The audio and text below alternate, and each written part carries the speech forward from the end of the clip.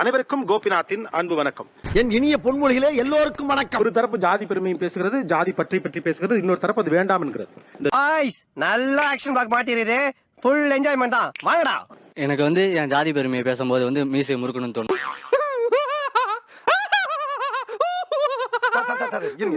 நீங்க எதுக்கு சிரிக்கிறீங்கன்னு எனக்கு தெரியும். நெஞ்ச நிமித்திக்கு நடக்கணும்னு தோணும். என் ஜாதி பெருமையை சொல்லும் போது ஒரு வீரம், என் கண்ணுல ஒரு திமிரு, கெட்ட வாரத்துல திட்டி போயிருவேன். அப்புறம் பெத்தம் கொதிக்குது உன்னை பார்க்க ஒரு ஆங்காரம் எல்லாமே தெரியும் என் கண்ணுல. என்னுடைய பொது வாழ்க்கையிலிருந்து ஓய்வு பெறலாம்னு முடிவு பண்ணிட்டேன்ப்பா. ஒரு வீரமா ஒரு ராஜ பரம்பரையில இருந்து வந்தவங்க, அப்படிதான் நாங்க ராஜ பரம்பரையில இருந்து வந்தவங்க. வீணானே குலகாரனாக்கிறாத போயிரு. பேசும்போது நடை உடை பாவனையில அதே மாதிரி தான் இருக்கும். ராஜ பரம்பரை எப்படி நடப்பாங்களோ அதே மாதிரி தான் நாங்க நடப்போம். இது என்ன பிரமாதம்? இது விட பெசலைட் ஒண்ணு இருக்கு. கூமுடா. ராஜ பரம்பரை நடக்கிற மாதிரினா அது எப்படி? அது என்னடா இது மதுரைக்காரனுக்கு வந்த சோதனை?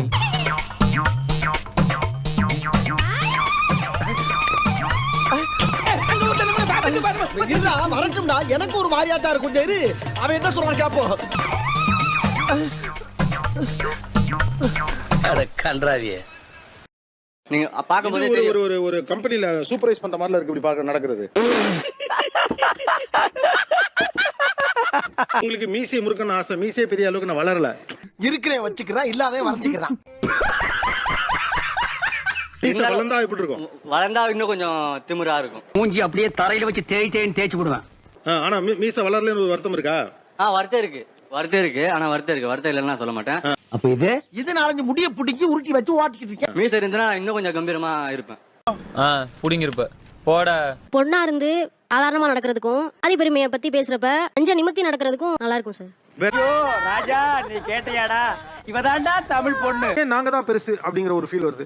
மன்னர் வம்சம் மன்னர் வம்சத்துல இருந்து வந்தவங்களுக்கு எல்லாத்துக்கும் அப்படிதான் இருக்கும். இல்லப்பா, மேனேஜர் மூஞ்சி உனக்கு இல்லையடா. இப்ப ஒரு திருவிழால இன்னொரு மன்னர் வம்சத்து பையன் நடந்து வரான். இப்ப நான் வேஷ்டி கட்டியிருக்கேன், சொல்லி காமிக்கிற ஒரு எடுத்துக்காட்டுக்கு. என்ன தங்க பண்ண போறீங்க? பார்த்தா அழுதுருவீங்க. அழுதுருவானா? பையன் அப்படி நடந்து வரானா, அவனை பார்த்த உடனே இப்படி தெனாவட்ட வரும். இப்படியே அதுல போடுங்க. இந்த கட்டுக்கு உனக்கு 4 இன்ச் இருந்தா போதாது. இப்படி கட்டும் போது அந்த கெத்து, அந்த திமிரு, அவனை பார்த்தோன்னே வீம்புக்குன்னு அந்த மீசை முறுக்குவான். அதுதான் அந்த ஜாதி பெருமையை தூக்கி பிடிக்கிற மாதிரி. உனக்கெல்லாம் வெக்கமே இல்லையாடா? சோறு தானே திங்கிற. பார்த்தோன்னே ஒரு திடீர்னு பார்த்தோன்னே அந்த கை அப்படியே கையில இப்படி போகும். கை அப்படியே ஏத்தி கட்டும் போது அவன் அப்படியே தலையை குனிஞ்சிட்டு அவாட்டு போயிடான். என்னென்ன சொல்றான் பாருங்க, கம்பி கட்டுற கதையெல்லாம் எடுத்து போடுறான். நீங்க இன்னொரு கிராமத்துக்கு போறதா வச்சுக்கோ, அங்க இன்னொரு ஜாதிக்காரங்க தான் அதிகமான எண்ணிக்கையில இருக்காங்க. சரிங்க. இப்ப அந்த ஆளுங்க உங்க முன்னால வர்றாங்க. சரி, நீங்க அவங்க முன்னால என்ன தோரணம் பண்ணுவீங்க? இது தெரியாம என்னென்னமோ பேசிக்கிட்டோமே. அப்ப நான் என்ன சொன்னேன் உங்ககிட்ட, அவங்க நடந்து வரும்போது அவன் கையில தூக்கி கட்டுறேன், நானும் பதில் கட்டுறேன்னு சொல்றேன்ல, அதே மாதிரிதான் அவன் என்ன செய்யறானோ அதான் நானும் செய்வேன். ஓ அப்படியா விஷயம்? செஞ்சு காட்டினப்ப எப்படின்னா, இப்ப எனக்கு எங்களை விட அந்த எண்ணிக்கையில குறைவான ஜாதியை சேர்ந்தவங்க வந்தாங்கன்னா, ஐயோ மீண்டுமா அவரையிலே கை ஆட்டோமேட்டிக்கா அப்படி போயிடும். வேட்டி எடுத்துட்டு அப்படி பார்த்தோமா அவன் அப்படி குனிஞ்சிட்டு போயிடுவான். அப்படின்னு தான் சொன்னீங்க. நான் தலையை குனிஞ்சிட்டு போவேன்னு சொல்லவே இல்லையே நானு. எந்தரா இனிமே நின்ன நானே உன்னை வெச்ச வச்சு கொண்டுடுவேன். மன்னர் பரம்பரை சொன்ன சொல்லு மாறப்படாது. நடுவுல நீங்க சொன்னீங்க, அதனாலதான் கேட்டேன். வகுந்து விடுவேன். சரிங்க, எழுத்தாணியை சங்கிலே குத்தி விடுவேன். செல்லுங்கள் தோழர்களே. பாட்டுக்கு போயிருவாங்கறீங்கல்ல, இப்ப அதே மாதிரி நீங்க பாட்டுக்கு தானே போக முடியும். மியூசிக்.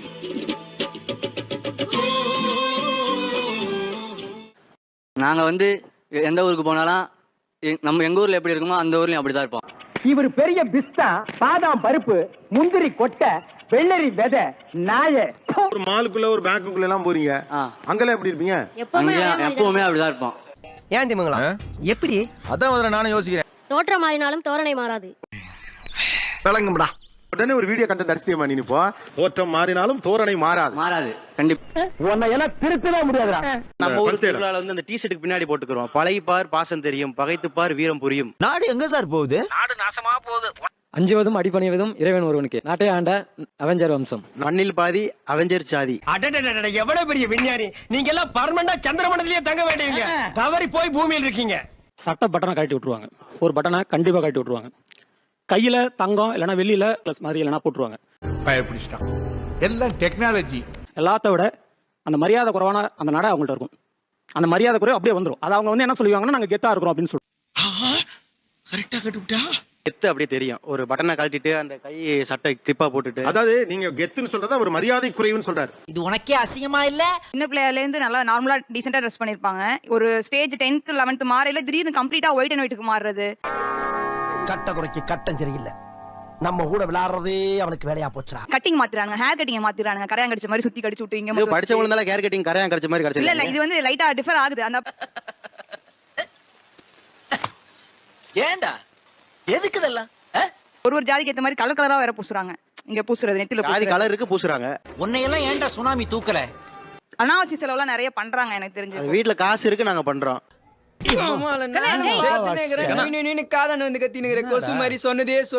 தனியா இருக்கிறப்ப இருக்கக்கூடிய உடல் மொழிக்கும் உங்க பசங்களா ஒரு 4-5 பேர் ஒண்ணு சேர்றப்ப நீங்க செய்யறதுக்கும் நிறைய வித்தியாசம் இருக்கு. தனியா இருக்கும்போது பயம் இருக்கும். அந்த பயப்புல இருக்குல்ல, தனியா இருக்கும்போது பயமா இருக்கும். நீயே சொன்ன எப்படி பயம்ன்றது பயம் ஓப்பனா ஒத்துக்கிறேன். பயம் அட வெக்கம் கட்டுவீங்களா?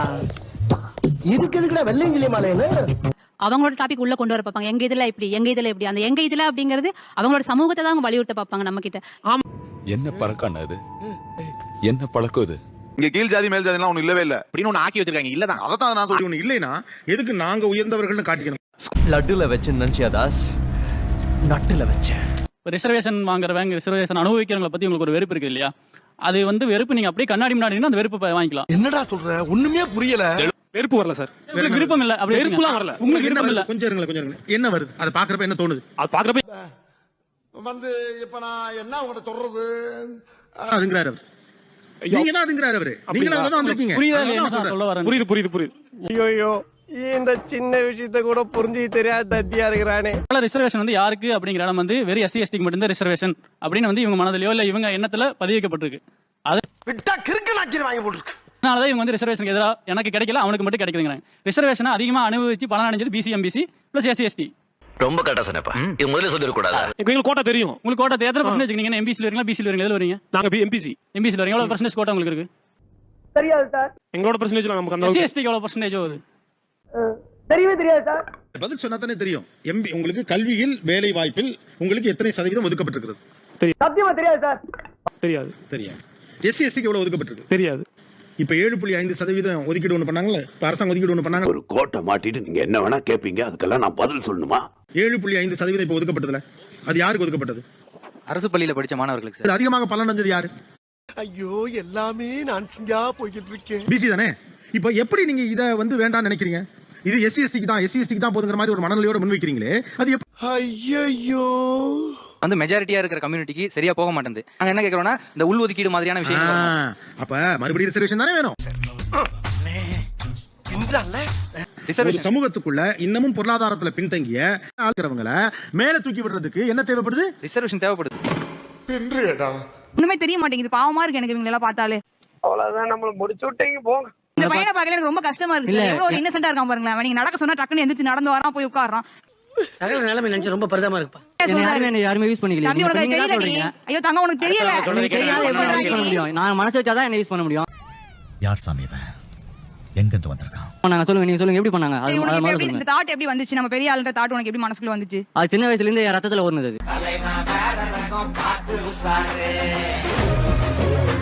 அது எப்படி தன்னால ஊறும்? தம்பி எல்லாம் பண்ணலாம் தம்பி. அதெல்லாம் அசிங்கமா இருக்கும்டாப்பா. திருந்துங்கடா டேய். ஐயா இவ்வளவு நாளா மூடி கிடந்த அறிவு கண்ணே நீங்க திறந்துட்டீங்கயா. அப்பா எவ்வளவு கூட்டம் இன்னைக்கு கலெக்ஷன் எகிரிரும்.